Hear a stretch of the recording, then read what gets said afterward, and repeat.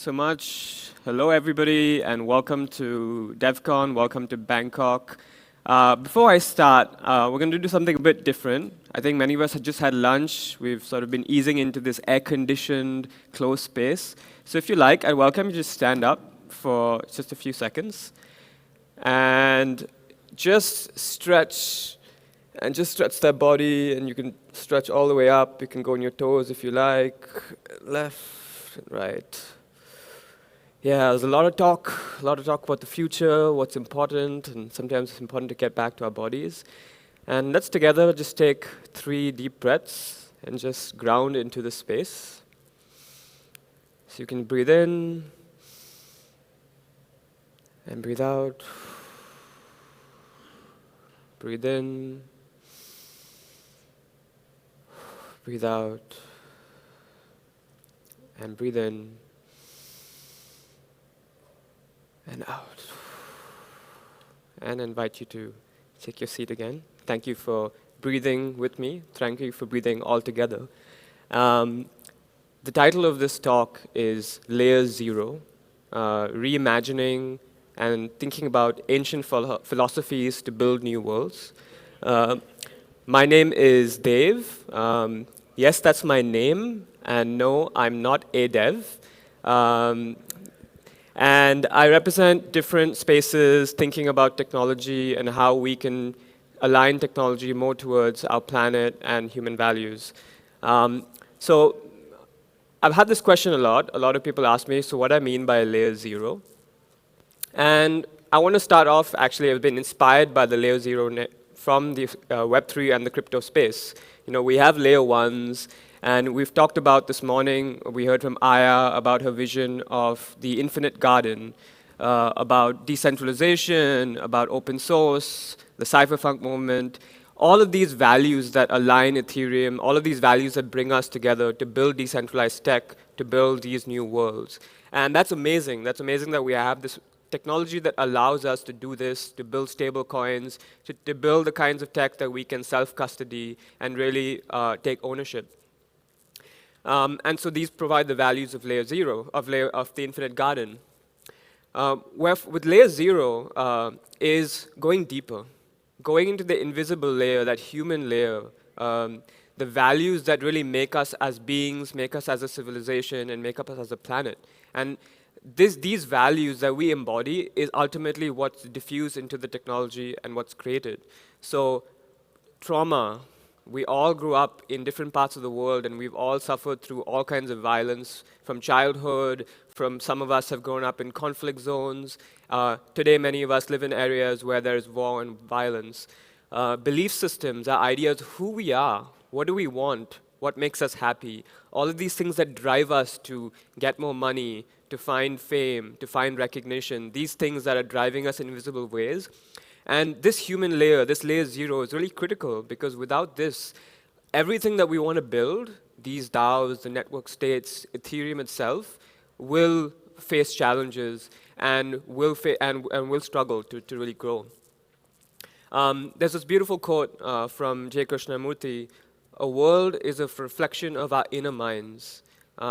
And so it's our minds, how we think, how we imagine, what we think about ourselves and the world that we want to build, that ultimately is reflected outside of us, each one of us in a decentralized fashion, contributing to this world that we all live in. And what happens when we don't have very clean minds, right? You know, we're all living, we've all been through this, and it doesn't matter Web3, Web2, technology space in general, the economy in general. These are the kinds of the cultures that our societies and the culture of our time really value. And you know, we like to place a lot of blame on the individual, but the individuals are products of the cultures that we create and that we're part of. Free basics, again, Web2, Web3, doesn't really make a difference, right? We're building these technology systems, we're supposedly trying to create a more connected world, yet we're doing it in ways that are ultimately centralizing and ultimately monopolizing power and ultimately pulling away from these human values. There's a beautiful blog, Web3 is going great, that just captures the many, many scams that, you know, are part of this industry, and we can't ignore that. You know, the degen cultures that are part of it, and that can be celebrated, and that's great, and we should celebrate all cultures, a plurality of cultures, as we heard from Audrey Tang just a moment ago. Yet we have to also be real that if we want to transcend these problems, we really have to bring our reflection back into what is it that we continue to create these problems. We're living today in a unbalanced, dark forest world. Many of you may have read the Three Body Problem, science fiction series that looks at how the theory that like our world is ultimately governed by fear, where we're encouraged to be silent, not be open, and the world that we're living today is a reflection again of our inner minds. And so these are our inner minds that we have to contend with, that we have to make peace with. War, violence, our environment turning around us. For those of us in Thailand, we just went through one of the largest floods in recorded history. Many of you coming from all over the world, experiencing your own disasters, your own problems. And there's been a lot of research over the last 10 years to actually show how many of the problems in our digital spaces, the very problems that Web3 itself, the idea of 3 being different from 2, was created, the idea being of owning is because it's trying to transcend these problems. Yet, as this research is showing, as the problems are systemic, the problems are deeply rooted into our political systems, into our economic systems, into our very systems of being. Tim Wu's book, Master Switch, talks about how all of media, when it started, right from fax to the telegram up to the internet, has started decentralized, has started open.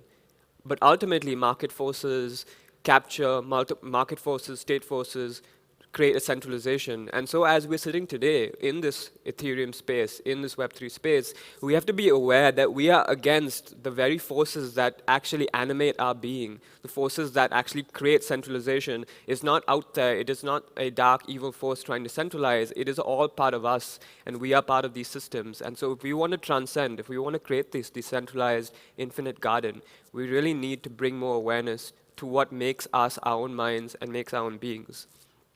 And there's a wonderful essay on crypto's three-body problem, which brings about, again, this notion that if crypto is to survive, crypto needs to contact with cultures more full-bodied than crypto itself. And so the next phase must require protocols beyond just incentives and smart contracts. We need to integrate with this human layer, with the layer 0. We need to integrate with this layer of values, and it's through these layer of values that we can start to move. One of a framework of change known as the causal layer analysis, popular for thinking about transformational change, also highlights this, that for the most powerful and meaningful change to happen, we have to go deep under. What we see tends to be just the tip of the iceberg. We want to go deep into the level of worldviews, the philosophies that govern us, the myths and the metaphors. What is it that makes us alive? What is it that drives us? What is it that makes life alive? How do we understand these? And so this is where sort of coming to in terms of thinking of, okay, how do we build these new worlds? How do we build this infinite garden? And layer 0 sitting right down there. So we are all standing here in Thailand, in Southeast Asia. We heard this morning as well on the kind of values of the mandala value that Aya shared as well around circles and how that has played a role in this region. Asian philosophies, particularly 2 philosophies I want to bring up here on Buddhism and Taoism, have been a GPS for layer 0 navigation in Asia for thousands of years. They've helped people understand themselves. They've helped people create societies that are ultimately very linked to human values and to human flourishing. And these systems have existed. And I think they're very interesting for us to look at today, especially as we build decentralized tech and thinking again about decentralizing power and creating more openness. Because all these philosophies, and particularly Buddhism, Taoism, they emphasize that there is only one problem. It's really simple. It's disconnection. Disconnection from each other and disconnection from the web of life around us. And it is in this state of disconnection that we act from fear, that we act without feeling comfort, without grounding. It is from this disconnection that we fight and we look towards violence. And so the only way towards really recreating new worlds is to reconnect and to move away from the state of disconnection. There is research emerging now that has been looking at the different cosmologies of technology and understanding that technology itself can be understood from many different philosophies and worldviews. We don't have time today to go deep into any of these works, but I'll mention a few key ideas that I think can be useful for us to think through. One of them is from the idea of cosmotechnics and cosmotechnologies in China, which is really looking at how technology itself and the fundamental ethical principle of everything in our world is to keep us more aligned with nature and with our true nature. And so even the role of technology is to keep us in balance with each other and in balance with nature. And technology itself is fundamentally just as part of nature as all of us. It contains matter, it contains minerals, it contains nature, and part of all of us. And this idea that we exist as separate selves, each of us individual disconnected from each other, our minds and bodies disconnected, itself is something that's only really been a notion for the last 300 to 400 years. For thousands of years, this idea of disconnection itself was never there. In Chinese cosmotechnics, Yu Kui, a scholar, brings up this idea of Dao and Qi as a way to think about how we can think about technology and our relationship with it.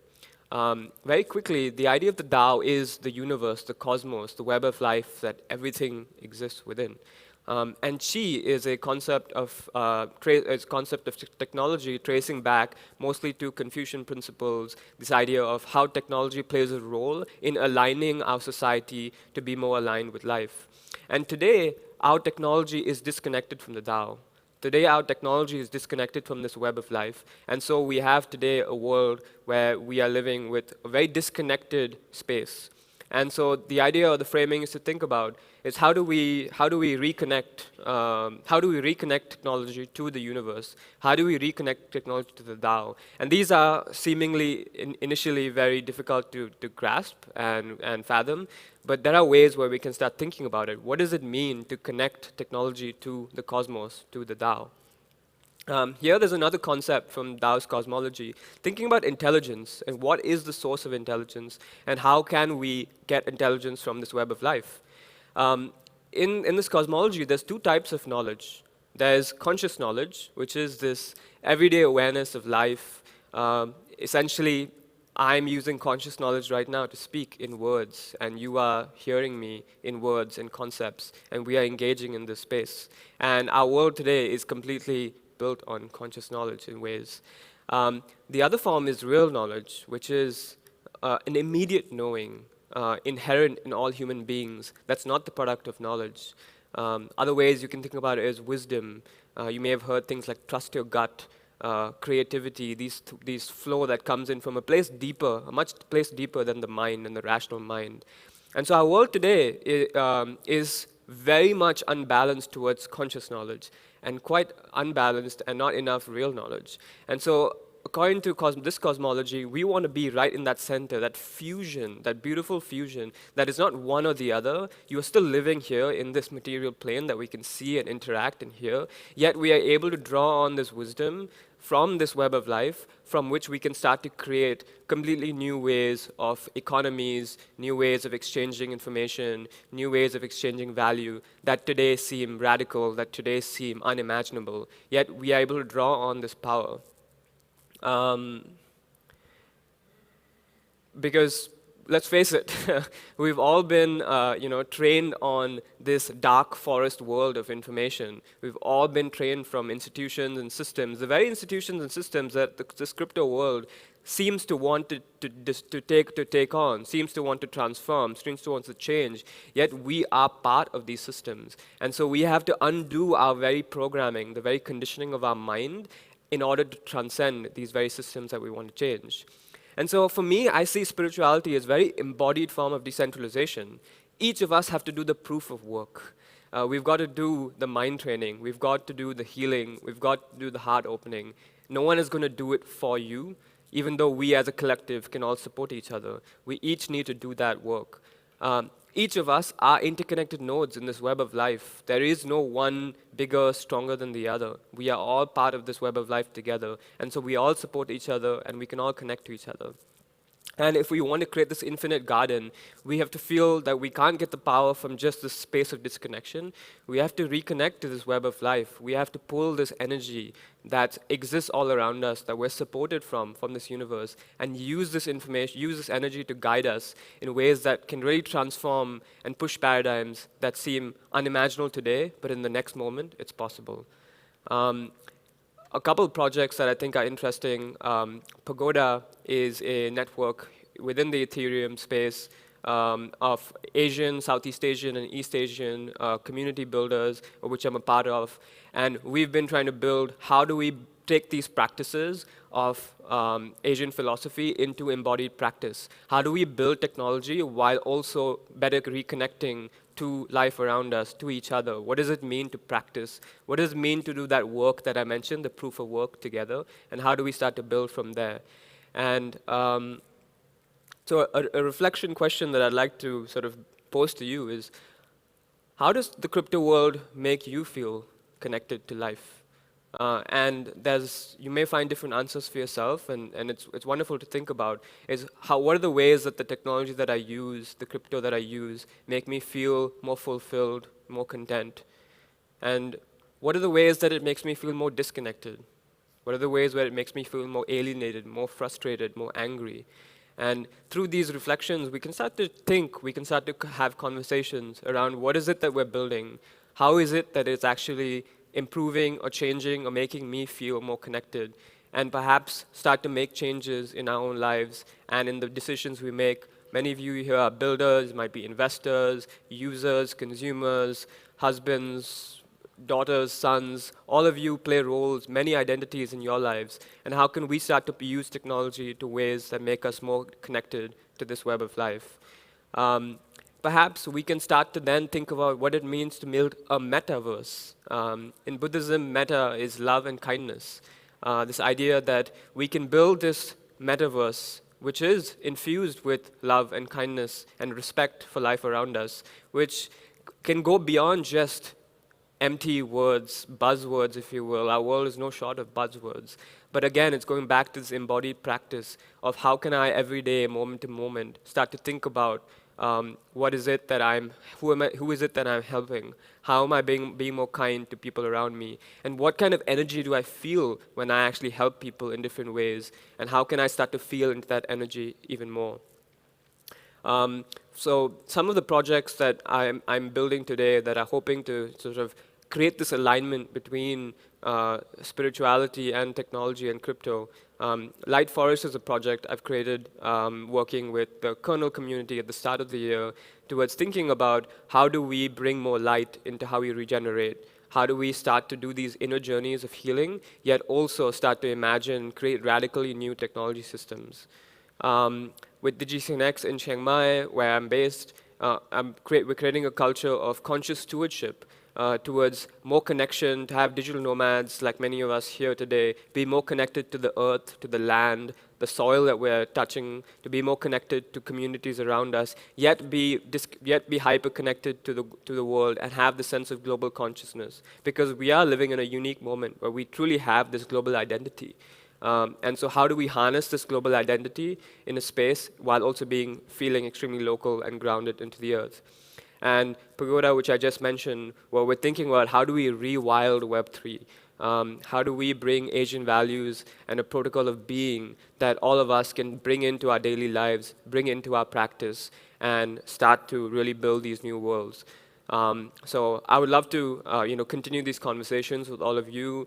All of you are doing, no doubt, really amazing, beautiful work. I think all of you are motivated towards creating these new spaces, towards creating new systems. And I think we are at this time right now when I think the future of spirituality and the future of this is no longer centralized. It's not about going to a temple or a church, or it's not about going to one leader. It's actually about feeling into the power that we all have and learning how to harness that. And through that, we can start to guide this regeneration and building this infinite garden that Ethereum and many other communities here want to build. So with that, I'll end with this, one of my favorite quotes from a Buddhist monk, Thich Nhat Hanh. We hear a lot about the future. Oftentimes in these spaces, it's completely future-driven.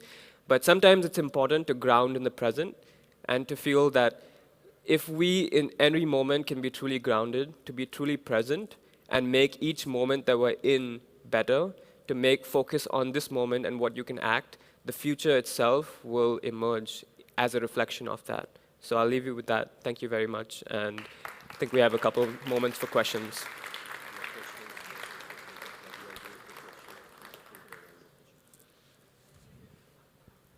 Amazing. Thank you so much, Lewis, for all this knowledge. And okay, who's ready to asking questions? I haven't seen any questions yet on the QR place. We can have conversations whether this form of technology is keeping us more connected or disconnected. I think I see a question there, a hand raised there. Okay, we have a raised hand here.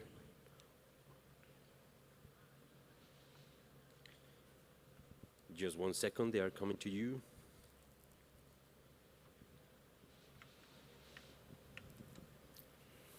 Hi, I really enjoyed your talk. What I would like to know is if you recommend some books or papers, maybe to dive into these kind of topics. Yeah, there's a lot. If you want to be on the more academic side, some of the books that I flashed in my slides, and I can sort of share that with you after as well, talk about the systemic issues. I think from a technology front, Chinese Cosmotechnics by Yu Kuei is a great, very philosophical conceptualization. But from a more practical sense, in terms of practices, there are books from Thich Nhat Hanh, the monk that I flashed, from other scholars as well who have sort of on the sort of practice in being. But there's a lot, and also on my website, lightforest.world, I have some resources there as well. And I'm happy to share more with Hugh and anyone here. Thank you. And the website is lightforest.world. Hi, Dave. Hey. Mitali here. My question for you was that, you know, our relationship with money, the way money looks, feels, etc., has changed over time. Like at some point we had living money, therefore there was a more spiritual connection to it. And we've reached a point where money is no more that tangible. Like the spiritual relationship we have with it has definitely changed. It's moving into a more individual world. How do you think, say, cryptocurrency or the Web3 world in itself could, what could be different concepts of money that take people back to the spiritual feeling of it or the community feeling of it? Yeah, thanks for that question, Mitali. It's a question that I struggle with. The subject of money is definitely something that I struggle with personally as well. What is my relationship with money, and what is it that I want from it? I think the area that I'm finding interesting to explore is the space of community currencies. And this idea of how can we create systems that allow us to keep the value within the community. And so if cryptocurrencies can come in ways that we can allow to create value and share value within our communities, and ways where communities themselves, so village to village or city to city, is able to transact with that context that they share without having to go into this large homogeneous system that is the US dollar or that is some national currency. I think that can be something that can perhaps be quite different and perhaps allow us to, to share value within communities differently. But I think perhaps even further than that, paradigm shifts might be necessary for us to really capture that spiritual connection. But I think in the more immediate to near term, and I know there are people experimenting with radical ideas of community currencies, and how crypto can play a role in that, which I think might be the more immediate near-term use case. Thank you for that. Amazing. We have time for one more question. Yeah. Hey, great talk. Thanks. I'm curious to hear more about this DigiCNX project. I'm just the concept of like connecting digital nomads with local folks seems really interesting. I'm just wondering, how did you go about like connecting those two worlds, bridging those two worlds? did you see participation from actual local folks in Chiang Mai, and what did that look like? Yeah, another good question, a big challenge that we have. So with DigiCNX, we created this about 2 years ago, which was to create a community that went across Web3 and digital rights activists, academics, journalists across the board.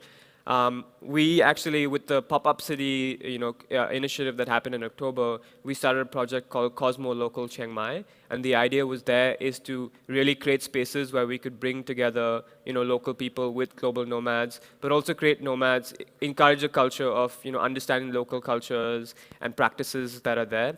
I think it's hard. For many reasons, linguistic, cultural. There's also a certain energy of Chiang Mai, the sort of sabai, that chill culture, which kind of clashes with this heavy hitter, crypto, global, digital nomad, going. And so I think it'll be a multi-year process, probably. But I think there are slivers of people who are interested in a more deeper connection with nature, and I think we're hoping to be in that liminal space where even small groups of people can start to connect, and we can sort of start to create that culture of conscious stewardship. I'm happy to chat after if you're coming to Chiang Mai or based there or often there. Thank you. Awesome. Thank you so much, Lewis. Please give him a real big applause. Thank you. Thank you, everyone. Thank you so much.